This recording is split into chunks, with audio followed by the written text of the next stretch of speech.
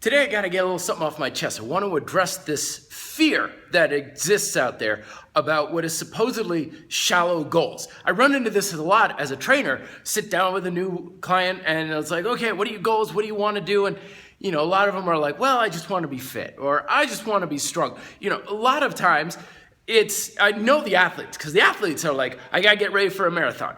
I got to be ready for ski season. I need to be able to squat 305 or whatever it is, right?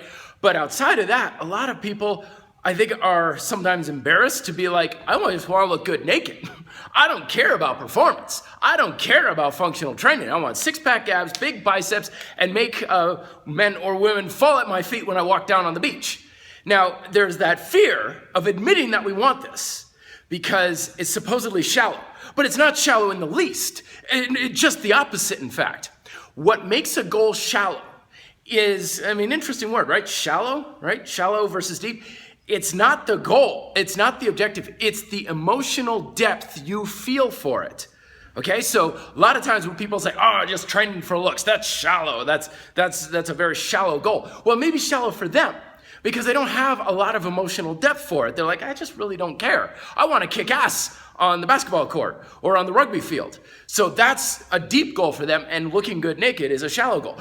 But if you're one of these people like, I really don't care what my performance is, I just want to look really good in a bathing suit, that's not at all shallow because you have emotional depth to it.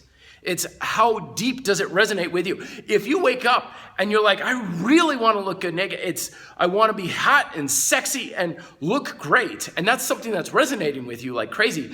If you suddenly try and make that turn around and you're like, oh, I want to be functional and have less joint pain when I'm older or whatever, that's a shallow goal now because you don't have that deep depth to it. So goals are not shallow based on what they are. It's based in your relationship to them. So go after whatever deeply resonates with you, and it won't be shallow anymore, and neither will you.